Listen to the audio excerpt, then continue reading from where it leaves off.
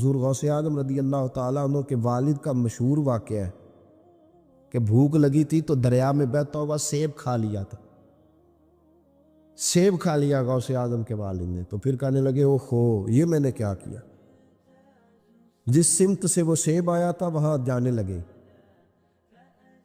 وہاں ایک باغ تھا، پیچھے جا کے ٹہنیاں جھکی ہوئی تھی، تو یہاں سے سیب آیا۔ باغ کے مالک بھی بزرگ تھے، ان سے جا کے کہا غلطی سے کھا لی جائے، معافی مل جائے۔ انہوں نے کہا معافی اتنی جلدی نہیں ملتی۔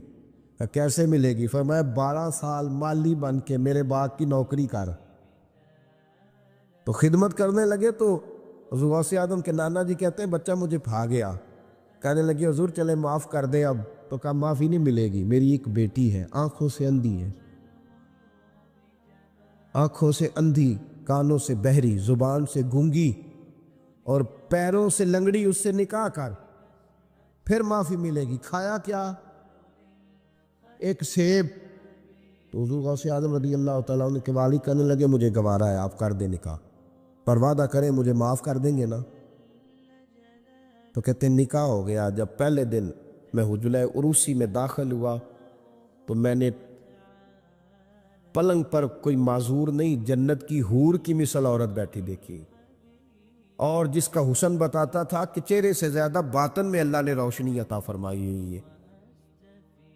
فرماتے ہیں میں نے اس کے قریب جا کر تو کون ہے؟ مجھے تو کچھ اور بتایا گیا تھا۔ فرمایا تجھے بتایا گیا تھا کہ آنکھوں سے اندھی ہے، اس لیے کہ کبھی غیر محرم کا چہرہ دیکھا ہی نہیں، کانوں سے اس لیے بہری ہے کہ کبھی غلط بات سنی نہیں، کسی غلط کے پاس بیٹھی نہیں، اور زبان سے اس لیے کہ گونگی ہے کہ غلط جملہ کبھی نہیں نکلا، یا اللہ کا قرآن نکلا ہے یا محمد عربی کا درود و سلام نکلا ہے، غلط جملہ نہیں نکلا۔ اور ٹانگوں سے اس لیے لنگڑی ہے، کسے اپنے باپ کے گھر کا رستہ تو آتا ہے، سوائے اس کے گلی کا اور کوئی موڑ نہیں جانتی۔ اس نے پاکیزگی سے وقت گزارا۔ حضور غوث اعظم کے والد کہتے ہیں میں اپنے لین دین کے معاملات سیدھے کرنے گیا تو سادات کے گھر کی حور مجھے ملی، اور جب میں اس حور سے ملا تو پھر رب نے مجھے عبد القادر جیلانی جیسا بیٹا عطا فرمایا، غوث پاک جیسا بیٹا دیا۔ تو گئے تو معاملات سیدھے کرنے تھے، تو اللہ نے ولایت کے امام کا باپ بنا دیا۔ تو مہربانی فرمائے اپنے معاملات میں توانائی پیدا کرے۔ کچھ لوگ ایسے ہوتے ہیں جن کا مال مثل مملکت کے ہوتا ہے۔ اعلیٰ حضرت رحمۃ اللہ علیہ نے پیر کے حقوق میں یہ لکھا ہے کہ اس کے مرید کا مال اسی طرح ہے جس طرح اس کا اپنا ہے، لیکن ساتھ اشارہ بھی دے دیا ہے کہ چاہیے یہی کہ وہ بھی احتیاط ہی کرے، وہ بھی احتیاط ہی کرے، پرہیز ہی کرے، کوشش کرے۔ اور آپ فرماتے ہیں چونکہ باپ کی حیثیت رکھتا ہے تو ضروری تو نہیں نا باپ بیٹے کی کمائی کھائے، کبھی کبھی بیٹے بھی باپ کی کھا ہی لیتے ہیں۔ اس طرح بھی توجہ کر لے، کوئی حرج نہیں، اپنے معاملات کو صحیح رکھے، لینے دینے کے معاملات کے اندر کمی نہ لائے۔ یہ چیز اگر پیدا ہو جاتی ہے نا تو آپ یقین کریں وقار ہی تو انسان کے پاس ہوتا ہے، وہ ضائع ہو جاتا ہے تو نقصان ہوتا ہے۔ تھوڑے میں وقت گزاریں، بڑی مزیدار زندگی ہوتی ہے انسان کی۔ یہ زندگی میں انسان کے پاس وقار اپنا ہوتا ہے، وہ زندگی بڑی حسین ہوتی ہے، بڑی مزیدار ہوتی ہے۔ ہماری مسجد میں ایک شخص آئے، کچھ دن انہوں نے وقت گزارا تو مجھے بعد میں کہنے تہاڈی مسجد میں سکون بڑا ہے، کھپ کوئی نہیں، لڑائی کوئی نہیں، کوئی کسی قسم کا میں نے وہ نہیں دیکھا۔ آپ یقین کریں یا 4 اساتذہ کام کرتے ہیں، کئی سالوں سے کرتے ہیں، ہم نے کبھی استادوں کی لڑائی بھی نہیں ہونے دی، ورنہ مدرسوں میں جھگڑے چلتے ہیں۔ مجھے کہنے لگے جی یہاں لڑائی کوئی نہیں۔ میں کہ اس واسطے کسی کو مالدار بندہ چیئرمین ہی نہیں بنایا کہ جو کہے کہ یہ کیسے ہو گیا، یہ کھانسے کیوں ہے، یہ اٹھے کیوں ہے، یہ بیٹھے کیوں ہے۔ یہاں اللہ نے حسن اس لیے دیا ہے کہ الحمدللہ یہ ایک کونا تو ضرور ہے لیکن اللہ نے بڑا سکون عطا فرمایا ہوا ہے۔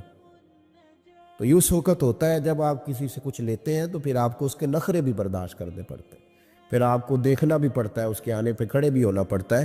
اس لیے لین دین کے معاملات کو 110% صحیح رکھیں۔ یہ میری وصیت نہیں آپ حضرات کو، اس کو میرا حکم سمجھیں، حکم سمجھیں اس کو۔ اور آپ قطعی طور پہ میری پیر بھائیوں سے گزارش ہے کہ لین دین کے معاملات کو چھوڑ دیں سارا کچھ، اللہ بڑا قریب ہے۔ ایک کمرے میں بھی انسان کی زندگی بیت سکتی ہے۔ لیکن لین دین کے معاملات میں 110% اپنے آپ کو صاف رکھیں اور اپنی وصیت کو ہمیشہ اس میں سستی نہیں کریں، لکھ کے رکھیں کہ کسی کا کیا دینا ہے، موٹے حرفوں کے ساتھ، اور 3 جگہ اس کو لکھ کے رکھیں کہ میں فلاں آدمی کا میرے پاس یہ ہے، اس کو ضرور سنبھال کے رکھیں تاکہ کسی جگہ بھی اگر اللہ تبارک و تعالیٰ فضل کرے کوئی ایسا موقع آتا ہے تو ہم صاف ستھرے ہوں۔ حضرت انس بن مالک رضی اللہ تعالیٰ عنہ فرمانے لگے کہ نبی پاک صلی اللہ علیہ وسلم نے نا مجھ سے فرمایا، حضور فرمانے لگے اے میرے بیٹے انس، اگر تم سے ہو سکے تو صبح اس حال میں کرنا کہ تمہارے دل میں کسی بندے کے لیے کھوٹ نہ ہو، کسی مسلمان کے لیے بغض نہ ہو، کسی صحیح العقیدہ کے لیے کوئی عداوت نہ ہو، اس حال میں صبح کرنا۔ اور اگلے لفظ حدیث کے یہ ہیں، حضور فرمانے لگے انس یہ میری سنت ہے، اور جس نے میری سنت سے پیار کیا گویا اسی نے مجھ سے پیار کیا ہے۔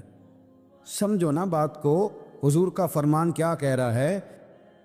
فرمایا انس صبح اس حال میں کرنا کہ تمہارے دل میں کسی مومن کے لیے کھوٹ نہ ہو، فرمایا یہ میری سنت ہے، اور جس نے میری سنت سے پیار کیا اسی نے مجھ سے پیار کیا۔ اس کا مطلب ہے خالی مسواک کرنا سنت نہیں، دل صاف کرنا بھی سنت ہے۔ خالی میٹھا ہی کھانا سنت نہیں میرے بھائی، قدورت مٹا دینا بھی سنت ہے، اور خالی یاد رکھنا امامہ باندھنا ہی سنت نہیں، دماغ میں لوگوں کے لیے اچھا سوچنا بھی سنت ہے، یہ بھی سنت۔ یاد رکھیں، اس بات کو سمجھ لیں کہ امامہ بڑا تگڑا باندھا ہو اور دھاڑی بڑی عمدہ ہو، پگڑی بڑی اونچی باندھی ہو، لیکن اگر دماغ یہ کہتا ہے کہ صرف میں ہی نیک ہوں، تو پھر ہم نے سنت رسول کو پایا نہیں، پھر ہم نے حاصل نہیں کیا کچھ، پھر ہم مقصد تک نہیں گئے۔ اگر ہم نے بیٹھ کے اپنی جماعت کے علاوہ، اپنے گروہ کے علاوہ باقی صحیح العقیدہ لوگوں کے بارے میں بڑی بڑی غلط باتیں کی، بڑے بڑے غلط نظریات ہم نے بیان کیے، تو وہ جو حضور نے فرمایا تھا نا کہ میری محبت کا ایک تقاضا یہ بھی ہے کہ میری سنت پر عمل کرو، اور میری سنت سے مراد یہ ہے کہ تمہارے دل میں کسی کے لیے کھوٹ نہیں ہونا چاہیے، کسی بندے کے لیے بغض اور عداوت نہیں ہونی چاہیے۔ اس تقاضے کو بھی آپ سمجھیں۔ 12 ربیع الاول سے پہلے انشاءاللہ، 12 ربیع الاول شریف سے پہلے، عید میلاد النبی سے پہلے انشاءاللہ، جس دن فجر کی نماز پڑھیں گے نا، آپ یقین کریں مجھے ایک شخص یاد ہے، اس کے بیٹے کی شادی تھی، تو وہ کہتے ہیں میں سویرے سویرے نکل رہا تھا، ایک بندے سے میں نے پیسے لینے تھے، میرے قابو نہیں آتا تھا،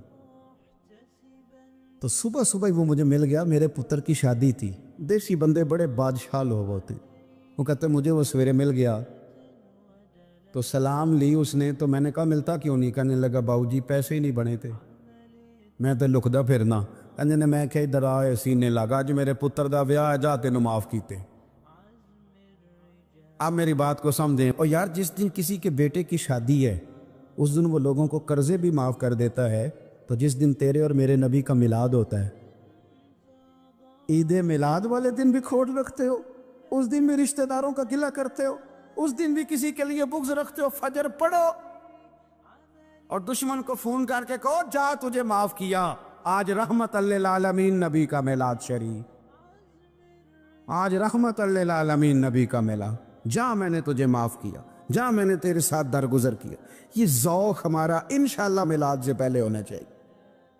اور پھر عید میلاد النبی صلی اللہ تعالیٰ علیہ وسلم کے تقاضوں میں سے ایک تقاضا یہ ہے کہ ہمارے دل میں نا حضور کی امت کا پیار بھی ہونا چاہیے، نبی پاک صلی اللہ علیہ وسلم کی امت سے محبت کریں۔ یارو دیکھو، میرے پیارے حبیب صلی اللہ تعالیٰ علیہ وسلم نے ارشاد فرمایا کہ تم میں سے جو کوئی اپنے بھائی کی مدد کرے گا نا، میرا وعدہ ہے قیامت کے دن رب کریم اس کی مدد کرے۔ فرمایا جو اپنے بھائی کی حاجت پوری کرے گا، رب اس کی حاجتیں پوری کرے گا۔ حضور کی امت سے پیار کریں۔ میلاد شریف آئے تو آپ دیکھیں آپ کس کے کتنا کام آ سکتے ہیں، آپ کسی شخص کو کس طرح مشکل سے نکال سکتے ہیں۔ میں بڑی ذمہ داری سے کہتا ہوں، بہت سارے لوگ ایسے ہیں ان کا جائز کام ہے اور صرف ہمارے ایک فون کر دینے سے وہ ہو جائے گا۔ بہت سارے ایسے لوگ ہیں کہ وہ بہت سارے دھکوں سے بچ جائیں گے ہماری وجہ سے، بہت ساری پریشانیوں سے وہ بچ جائیں گے ہماری وجہ سے۔ میرے رسول پاک صلی اللہ علیہ وسلم کا ایک فرمان آج آپ نے محفل میلاد میں لے کے جانا ہے۔ حضور فرمایا کرتے لوگوں کو مایوس نہ کرو، خوشخبریاں سناؤ۔ اور حضور فرمایا کرتے لوگوں کے لیے مشکلات نہ کرو، آسانیاں پیدا کرو۔ ہم نے انشاءاللہ تعالی محفل میلاد میں آسانیاں پیدا کرنی، اور انشاءاللہ تبارک و تعالی ہم نے کوشش کرنی ہے کہ یہ اس محبوب کا میلاد آیا جنہوں نے گلے کے طوق اتار دیے، بڑی ساری آزمائشوں سے بچا لیا۔ انشاءاللہ ہم رحمت للعالمین نبی کی امتی بنیں گے، اور دیکھیں گے ہم کس کی کتنی مدد کر سکتے ہیں، ہم کس کو کس حد تک آسانی دے سکتے ہیں، وہ ہم انشاءاللہ اس میلاد پہ نیت کریں۔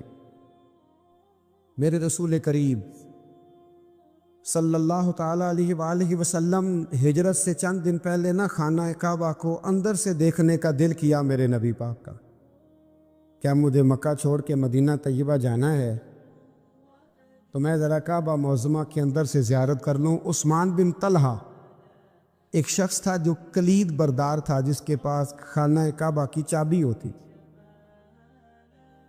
حضور صلی اللہ تعالیٰ علیہ وسلم نے اس سے کہا کہ بھائی چابی ذرا دے دو، میں خانہ کعبہ کے اندر سے زیارت کرنا چاہتا ہوں۔ کہنے لگا کوئی اور ہوتا تو میں دے دیتا، آپ کو نہیں دوں گا۔ معاذ اللہ ثم معاذ اللہ۔ میرے رسول پاک کی بات نہ ستارے بھی مانتے ہیں، چاند بھی مانتا ہے، سورج بھی مانتا ہے۔ حضور اگر سورج کو کہنا واپس آؤ، حضرت علی نے نماز پڑھنی ہے تو وہ آ جاتا ہے، اور اگر حضور فرما دے چاند کو 2 ٹکڑے ہو جا تو وہ 2 ٹکڑے ہو جاتا ہے۔ سورج بھی بات مانتا ہے، چاند بھی بات مانتا ہے۔ یہ سارے میرے رسول کریم علیہ السلام کے غلام ہیں۔ جہاں جہاں تک رب کریم کی خدائی ہے وہاں میرے حبیب کی مصطفائی ہے۔ حضور وہی چاہتے نا، وہی چاہتے۔ تو حضرت عمر اگر حکم دے تو زمین تیل واپس کرتی ہے، تو حضور حکم دیتے تو وہ کافر اندر دھرسا لیتی زمین، سارا کام اسی وقت ہو جاتا۔ لیکن حضور نے کیا فرمایا؟ جب عثمان بن طلحہ نے کہا نا کہ آپ کو چابی نہیں ملے گی، اللہ کے رسول نے فرمایا عثمان ایک وقت آئے گا جب یہ چابی تجھ سے میں لوں گا، اور جس کو میرا دل کرے گا میں اسے دوں گا۔ ایک وقت آئے گا کہ یہ میں تجھ سے لوں گا، اور پھر جس کو میرا دل چاہے گا میں اس کو وہ چابی دوں گا۔ میرے نبی کریم رؤوف الرحیم سید عالم صلی اللہ علیہ وسلم نے وقت دیا۔ کتنا وقت لگا؟ 2 دن، 4 دن، 5 دن، 10 سال لگ گئے۔ حضور نے مکہ کو فتح کیا، حضور تشریف لائے، وہی چابی عثمان بن طلحہ کے پاس تھی۔ محبوب کریم نے بت توڑنے تھے، کعبہ کو ان سے پاک کرنا تھا، فرمایا لاؤ نا چابی کدھر ہے؟ عثمان کہتے ہیں حضور نے تو بات نہیں جتلائی، پر مجھے وہ لفظ یاد تھے کہ عثمان ایک وقت آئے گا، ایک، سمجھیے گا بات کو، ایک وقت آئے گا جب چابی میں لوں گا، اور پھر جس کو میرا دل کرے گا میں اسے، پھر وقت آ گیا، پھر حضور نے چابی لے لی، پھر نبی پاک نے بت توڑے۔ پر قربان جاؤں مدینے والے محبوب کے طریقے پر، فدا ہو جائیں حضور علیہ الصلوۃ والسلام کے کمال درگزر پر۔ جب حضور فارغ ہوئے نا بیت اللہ کو صاف کر کے تو فرمایا کدھر ہے ابھی عثمان بن طلحہ؟ وہ آئے تو حضور فرمانے لگے یہ چابی پہلے تیری خاندانی وراثت تھی، پھر میں نے اپنے وعدے کے مطابق لے لی، اب میں تمہیں واپس کر رہا ہوں، اب یہ چابی میں تمہیں واپس کر رہا ہوں، میں یہ چابی میں تمہیں دے رہا ہوں، لہذا اب تیری نسل سے بھی قیامت تک کوئی نہیں لے گا، میں تمہیں یہ چابی دے رہا ہوں۔ تو بھائی وقت کا انتظار کرے۔ اور عثمان بن طلحہ کہتے ہیں میں نے حضور کا یہ کمال کرم دیکھا تو میں کلمہ ہی پڑھ گیا، میں مسلمان ہی ہو گیا۔ وقت کو دیکھیں، وقت کا انتظار کریں، آنے والا ٹائم دیکھیں۔ ہم نا ٹائم نہیں دیتے، ہمیں جلدی بڑی ہے، کاروبار ٹھیک ہو جائے تو شام کو ہو جائے، بچہ تندرست ہو جائے تو پھر شام کو ہو جائے، مخالفین ٹھیک ہو جائیں تو شام کو ہو جائیں، ہمارے سارے کام شام سے پہلے بلکہ جو ولی بننا چاہتا ہے وہ بھی کہتا ہے 1.25 گھنٹے میں بنا دو، لیٹ نہ کرو۔ کیونکہ بہت سارے تو کہتے ہیں ایک نظر کریں، میں نے کہا آپ کوئی عمل بھی کریں نا، آپ تھوڑی محنت بھی کریں نا۔ کہتے ہیں ایک نظر کریں۔ ہمارے درویش کہا کرتے تھے کہ آج کل مرید کہتے ہیں نہ نماز پڑھاؤ، نہ روزہ رکھاؤ، نہ وظیفہ کراؤ، نہ کوئی اور کام کراؤ، سانو ایویں ہی بخشاؤ۔ تو بھئی اللہ نے خود 5 نمازیں فرض کی ہیں، رمضان کے روزے فرض کیے ہیں، زکوٰۃ فرض۔ تو جب اللہ نے ذمہ داریاں لگائی ہیں تو پھر کون ہے جو بغیر ذمہ داریوں کے آگے جائے؟ تو اپنی زندگی میں چیزوں کو سمجھے، غور کریں، وقت آپ کو دینا ہے، اور جب آپ وقت دیتے ہیں تو بہت سارے معاملات ٹھیک ہو جاتے ہیں۔ حضرت عمار بن یاسر بڑا شروع میں کلمہ پڑھا، ان لوگوں نے بڑی تکلیفیں اٹھائیں جنہوں نے آغاز اسلام میں کلمہ پڑھا، حالات اور طرح کی اذیت، میرے حضور کو بڑی اذیتیں دی جاتی تھیں۔ ابو لہب، عقبہ بن نبی معیط، یہ حضور کے 2 ہمسائے تھے۔ کچھ نفسیاتی تکلیفیں لوگ دیتے ہیں، ذہنی طور پر پریشان کرتے، مزاج ہوتا ہے۔ وہ دونوں کیا کرتے تھے؟ وہ سارا اپنے گھر کا کوڑا کرکٹ لا کے حضور کے دروازے پر پھینک جاتے۔ تو نبی کریم صلی اللہ تعالی وسلم فرماتے تھے کیا خوبصورت حق ہمسائیگی ادا کرتے ہو، کیا اچھا تم حق ہمسائیگی۔ اور دونوں طرف کے ہمسائے تکلیف دیتے، اذیت دیتے، حضور کو پریشان کرتے۔ حضرت عبداللہ ابن مبارک رحمۃ اللہ علیہ کا ہمسایہ بھی اسی طرح کرتا تھا، وہ اپنے گھر کا سارا گند کچرا اٹھا کے آپ کے گھر میں پھینک دیتا۔ 1 دن بھی پھینکا، 2 دن بھی پھینکا، 3 دن بھی پھینکا، 4 دن بھی پھینکا، 5 دن بھی پھینکا، مہینوں بیت گئے۔ ایک دن کہنے لگا میں روز کچرا پھینکتا ہوں، خود ہی کہنے لگا آپ کو تکلیف نہیں ہوتی؟ آپ فرمانے لگے میں نے ایک برتن رکھ دیا ہے، ایک جھاڑو رکھ دیا ہے، جب تو کچرا پھینکتا ہے تو میں اٹھا کے باہر پھینک آتا ہوں، اب تو بند نہ کرنا، اس لیے کہ مجھے عادت ہو گئی ہے، اب میں نے اپنے ٹائم میں سے ٹائم اس کچرے کو دینا شروع کر دیا ہے، اب تو بند نہ کرنا، اس لیے کہ مجھے اب اس بات کی عادت ہو گئی، اب میں روز اٹھاتا ہوں اور اٹھا کے ذرا باہر پھینک آتا ہوں، میں عادی ہو گیا ہوں تیری اذیت کا، اب میں تیری تکلیف کا۔ آپ میں سے بہت سارے لوگ شہروں کے رہنے والے ہیں، ہمارے دیہاتوں میں یہ ہوتا تھا کہ کسی بوڑھے بابے کو بچے چھیڑتے تھے، کبھی کبھی غلط کرتے تھے، ایسا کرنا نہیں چاہیے، لیکن بزرگ کو چھیڑتے تھے، تنگ کرتے تھے۔ کبھی وہ بچے نہ چھیڑتے تھے تو بزرگ خود کہتے تھے کہاں مر گئے آج سارے۔ اصل میں وہ پیار ہوتا تھا، وہ پیار لگ جاتا تھا، بتاتے نہیں تھے، لیکن علاقے کے بچوں کے ساتھ وہ غصہ ہوتا تھا، وہ چھیڑتے تھے۔ لیکن کئی دفعہ کوئی بندہ دشمنی کرتا ہے تو بندے کو اللہ کے قریب کر دیتا ہے، سجدے کا ذوق بڑھ جاتا ہے، عبادت کا مزاج بڑھ جاتا ہے، انسان کی طبیعت کے اندر خاص قرب آتا ہے۔ حضرت عمار بن یاسر رضی اللہ تعالیٰ عنہ فرماتے ہیں کہ بڑی تکلیف دیتے ہیں۔ حضرت عمار بن یاسر رضی اللہ تعالیٰ عنہ کی جو والدہ ہیں وہ اسلام کی پہلی شہیدہ ہیں، حضرت سمیہ ان کا نام تھا، اسلام کی پہلی شہیدہ۔ ان کے زیر ناف ابو جہل نے نیزہ مار کے انہیں شہید کر دیا۔ حضرت عمار بن یاسر رضی اللہ تعالیٰ عنہ فرماتے ہیں کہ میرے والد کو اتنی تکلیفیں دی گئیں کہ وہ ان اذیتوں کی وجہ سے دنیا سے پردہ کر گئے۔ حضرت عمار بن یاسر کو خود کافر اتنا مارتے تھے کہ وہ اپنی حواس کھو بیٹھتے تھے اور ایسی باتیں کرتے تھے کہ سمجھ نہیں آتی تھی کہ یہ عمار بن یاسر بول رہے ہیں۔ اتنی سخت اذیت دیتے، اتنی سخت۔ دکھ قبول محمد بخشا، راضی رہن پیارے، دکھ قبول محمد بخشا، بس راضی رہن۔ اتنی تکلیف دیتے کہ حضرت عمار بن یاسر حواس کھو بیٹھتے، تکلیف میں آتے، بڑا سہا، بڑا برداشت کیا۔ ایک دن میرے رسول پاک تشریف لائے اور حضور نے کہا او آل یاسر میں تمہیں مبارک دینے آیا ہوں، رب کریم نے تمہارے لیے جنت میں مکان بنا دیے ہیں۔ حضور نے تمہارے لیے، اللہ نے تمہارے لیے جنت میں مکانات، تمہیں مبارک ہو، تمہاری اذیتیں، تمہاری تکلیفیں، تمہارے درد، تمہاری راتیں کام آ گئیں۔ مالک نے تمہارے لیے مکانات بنا دیے ہیں، حالات ٹھیک کر دیے ہیں، طبیعتوں میں بہتری آ گئی ہے۔ میرے محبوب کریم رؤف الرحیم سید عالم نور مجسم شفیع معظم آقا دو عالم صلی اللہ تعالی علیہ وسلم نے انہیں خوشخبری سنا دی۔ حضرت عمار کہتے ہیں پھر حالات بدلے، پھر میں نے جو مجھے اذیتیں دینے والے تھے میں نے انہیں گڑھوں میں گرتے دیکھا۔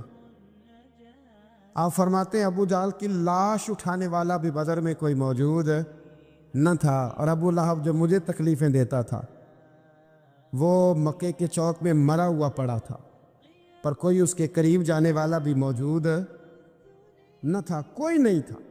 آپ فرماتے ہیں وہ حالات بھی، حضرت عمار کا اپنا کیا حال ہوا؟ حضرت خالد بن ولید رضی اللہ تعالیٰ عنہ بڑے بہادر ہیں۔ حضور نے فرمایا یہ اللہ کی تلوار ہے، یہ اللہ کی، بڑے بہادر تھے، بڑے شیر دل تھے۔ فرماتے ہیں کبھی معذرت نہیں کرنی پڑی، کبھی جھکنا نہیں پڑا، کبھی کسی کی منت نہیں کی۔ اللہ نے طاقت اتنی عطا فرمائی تھی، ہمت، حوصلہ، صبر، استقامت اتنا دیا، کبھی کسی جگہ پشت نہیں لگی۔ لیکن فرماتے ہیں کسی وجہ سے نا ایک دن میرا عمار بن یاسر کے ساتھ کسی بات پہ اختلاف رائے ہو گیا، جھگڑا ہو گیا۔ توجہ ہے میری بات پر؟ فرماتے ہیں جھگڑا ہو گیا۔ ہمارا پتہ حال کیا ہے؟ ہمارا یہ حال ہوتا ہے کہ ہمارا جھگڑا ہو جائے تو خیر ہے، لیکن اگر پڑوسی کے بچے لڑ پڑے تو ہم کہتے ہیں اس کی روزی پاک نہیں، اس کی تربیت ٹھیک نہیں۔ ہمارا بھائیوں سے رٹا ہو جائے تو معاملہ اور ہے، کسی کا ہو جائے تو معاملہ اور ہے۔ میں بیمار ہو جاؤں تو آزمائش ہے، اور سامنے والا بیمار ہو جائے تو سزا ہے۔ پھر کیا ہے؟ بلکہ پنجابی کہتے ہیں کیتیاں نو پھڑیا ہے، یہی کہہ دیتے۔ اور میں بیمار ہو جاؤں تو آزمائش آگے جی اللہ کی طرف سے۔ ایسا نہ کرے۔ ہمارا فتویٰ اپنے حق میں اور ہوتا ہے، سامنے والے کے معاملے میں اور ہوتا ہے۔ حضرت عمار بن یاسر کی بات کر رہا تھا، جناب عمار بن یاسر رضی اللہ تعالی عنہ۔ حضرت عمار بن یاسر کہتے ہیں کہ حضرت خالد بن ولید کے ساتھ، جناب خالد بن ولید کہتے ہیں میری ان کے ساتھ نہ کسی بات میں اختلاف رائے ہو گیا، تو میں اب دلیر آدمی تھا، شیر آدمی تھا، کبھی جھکا نہیں تھا، کبھی کوئی معاملہ نہیں ہوا تھا، کبھی کوئی ایسی بات نہیں ہوئی تھی۔ آپ فرماتے ہیں جب رائے کا اختلاف ہو گیا نا، بات ذرا آگے بڑھ گئی تو نبی کریم صلی اللہ علیہ وسلم تک بات پہنچی، تو میرا یہ خیال تھا کہ حضور میری بھی سنیں گے، عمار بن یاسر کی بھی سنیں گے، پھر حضور کوئی فیصلہ کریں گے، پر قربان جاؤں وقت بدل گیا ہے نا۔ اب بہت بڑے چودھری ہیں، بڑے سردار ہیں، بڑے سپہ سالار ہیں حضرت خالد بن ولید، پر وقت بدل گیا۔ تو حضرت خالد بن ولید کہتے ہیں جب میں نے نبی کریم کی بارگاہ میں بات عرض کی، حضور تک بات پہنچی، تو میرے مصطفیٰ نے موٹی سی بات ارشاد فرمائی۔ رسول کریم فرمانے لگے بھئی بات مختصر سی ہے، جس نے عمار کو راضی کر لیا اس نے مجھے راضی کر لیا، اور جس نے اسے ناراض کیا اس نے مجھے ناراض کیا۔ فرماتے ہیں بس میری قیمت پڑ گئی، میرا قد اونچا ہو گیا۔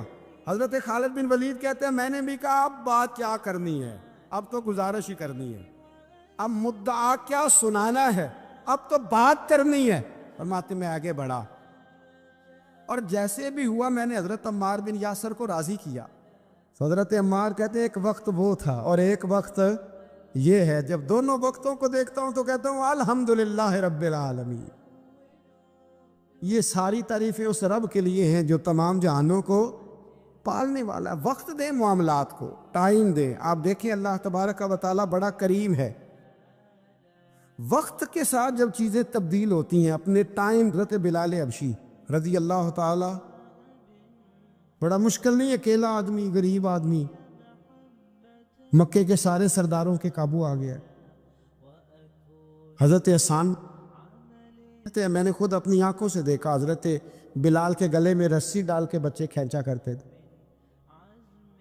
یار خاصا مشکل کام نہیں۔ امیہ بن خلف ڈنڈوں سے مارتا ہے، آپ کے ہاتھ اور پیر چارپائی کے نیچے رکھ کے تو اوپر بیٹھے رہتے بڑی بڑی دیر، بڑی تکلیف نہیں، بڑی اذیت نہیں۔ لیکن حضرت بلال حبشی فرماتے ہیں پھر میں نے وہ سارے دکھ مٹتے دیکھے، وقت بیت گیا. وہی امیہ بن خلف ایک دن گھوڑے پہ تھا, گھوڑے اپنے کو تیار کر رہا تھا, لگام ڈال رہا تھا. حضور علیہ السلام گزرے تو فرمایا کیا کر رہے ہو؟ کہنے لگے اس گھوڑے پر بیٹھ کے آپ کو شہید کروں گا. تو حضور فرمانے لگے تیاری کر لے, تجھے قتل میں نہیں کرنا ہے. پھر جنگ کے موقع پہ نا ہلکی سی خراش لگائی رسول پاک نے اسے, یہاں گلے پہ. تڑپتا تھا, روتا تھا, سسکتا تھا. لوگ کہتے تھے امیہ کیا ہو گیا, اتنا سیانہ بندہ یہ کیا کرتا ہے؟ تو کہنے لگا تمہیں پتہ نہیں مجھے تکلیف کتنی ہے. ضرب تو چھوٹی ہے پر تمہیں پتہ نہیں لگائی کس نے ہے. تو چھوٹی پر تمہیں خبر نہیں کہ لگائی کس نے ہے, کس نے یہ ضرب لگا دی ہے. پھر تڑپ کر سسک کر مرا. حالات بدل جاتے ہیں, حالات میں تبدیلیاں آ جاتی. ہم وقت نہیں دینا چاہتے. ہمارے اندر جو حوصلے کی کمزوری ہوتی ہے, ہمارے اندر جو وہ ایک بہت بڑا معاملہ ہوتا ہے کہ کسی بھی طریقے سے یہ معاملہ ختم ہو, کسی بھی طریقے سے شفا ہو, جلد از جلد ہم اس بات سے نکلیں, تو یہ بات ہماری درست نہیں ہے. ہمیں وقت دینا چاہیے. حضرت سیدنا عاصم بن ثابت بن قیس بخاری میں بھی موجود ہے, اور بھی بہت ساری کتب میں یہ روایت موجود ہے. حضرت عاصم بن ثابت بن قیس رضی اللہ تعالیٰ عنہ, آپ نے نا جنگ احد میں بڑی دلیری کے ساتھ آپ لڑے تھے. 2 لوگوں کو آپ نے قتل کیا تھا, مصافے اور حارث کو. ان کی والدہ سلافہ بنت سعد. سلافہ بنت سعد بڑی مالدار عورت تھی, بڑی تیز تھی. اس نے قسم کھائی تھی کہ میرے 2 بیٹے چونکہ حضرت عاصم بن ثابت نے قتل کر دیے. اس نے قسم کھائی تھی کہ میں نا معاذ اللہ انہیں قتل کراؤں گی اور ان کی گردن اترواؤں گی اور ان کی کھوپڑی میں شراب بھر کے پیوں گی. جملے بولنے والے کئی دفعہ بڑا ہی بول جاتے ہیں. حضرت عاصم بن ثابت بن قیس رضی اللہ تعالیٰ, سلافہ بن سعد کہنے لگی کہ میرے بیٹے چونکہ انہوں نے قتل کیے تو 100 اونٹ دوں گی جو انہیں شہید کرے گا, اور پھر میں معاذ اللہ ان کی گردن اتروا کے کھوپڑی کے اندر شراب بھر کے پیوں گی. حضرت عاصم بن ثابت بڑے بہادر تھے, قابو نہ آ سکے. کافروں نے ایک چال چلی کہ مدینے سے کچھ مبلغ مانگے تبلیغ کرنے کے لیے. بطور مبلغ کو مانگا, لیکن رستے میں بددیانتی کی, جھوٹ بولا, ظلم کیا, انہیں گرفتار کیا, اور گرفتار کر کے معاذ اللہ تعالیٰ انہیں بیچنا چاہا. حضرت عاصم بن ثابت کہنے لگے میں میدان کا آدمی ہوں, میں قید ہونے سے لڑائی کرنے کو بہتر سمجھتا ہوں. میں کفار کا قیدی ہونے سے شہید ہونے کو فضیلت دوں گا. تلوار نکال لی, لیزے نکال لیے, لڑنے لگے. اب اکیلا آدمی اور سامنے درجنوں بیسیوں لڑنے والے, سب کا رخ جب انہی کی طرف ہوا, حضرت عاصم بن ثابت بن قیس رضی اللہ تعالیٰ عنہ سمجھنے لگے اب شہید ہو جاؤں گا. تو آپ نے ایک دعا مانگی, کہنے لگے اے اللہ میرے بدن کی حفاظت کرنا, اے اللہ میرے وجود کی حفاظت کرنا. گویا میری لاش کی یہ بے حرمتی نہ کرے, اللہ حفاظت کرنا. شہید کر دیے گئے. جیسے ہی آپ شہید ہوئے تو اب وہاں تو منت یہ تھی نا معاذ اللہ کے گلا کاٹیں گے اور معاذ اللہ کھوپڑی میں شراب پیئیں گے. انہوں نے دعا کر دی, یا اللہ حفاظت کرنا. آپ سب بھی دعا کریں, یا اللہ ہماری حفاظت فرما. اے اللہ دنیا میں بھی حفاظت فرما, قبر میں بھی حفاظت فرما, حاسدوں سے, شریروں سے, مفسدوں سے. اے اللہ حفاظت کرنا, یہ دعا فرمائی. جب آپ شہید کر دیے گئے نا, لاش مبارک قریب تھی, تو کافر گردن کاٹنے کے لیے آگے بڑھے تو سینکڑوں کی تعداد میں شہد کی مکھیاں آ گئیں. انہوں نے گھیرا ڈال لیا سارے وجود کو. اب کتنی کو مکھیاں اڑائیں, ایک کو اڑاتے ہیں 10 اور آ جاتی ہیں, 2 کو اڑاتے ہیں 10 اور ان کا خیال تھا شاید وجود کاٹنے آئیں گے. وہ چلے گئے, کہنے لگے شام کو جب مکھیاں چلی جائیں گی تو دوبارہ آئیں گے. لیکن جب مکھیاں اڑی تو انہوں نے وجود کو چھوا بھی نہیں تھا. انہوں نے وجود کی حفاظت کی, دعا مانگی تھی, اے اللہ ان سے میری حفاظت فرما, مجھے ثابت قدم رکھ. مکھیوں نے وجود کو چھوا بھی نہیں, اور جب رات ہوئی تو نہ بادل تھے، نہ پانی تھا، نہ ہوا تھی، لیکن اللہ نے پانی بھیجا، بارش آئی، حضرت عاصم بن ثابت کی لاش کو بہا کے لے گئی، وجود بہا کے لے گئی۔ سویرے ڈھونڈتے رہے پر ان کا وجود کسی کو ملا، بعد مرن دے مکھڑا میرا ہو جاوے جے تازہ، پھر سمجھ لینا محبوب میرے نے آن پڑے ہے جنازہ۔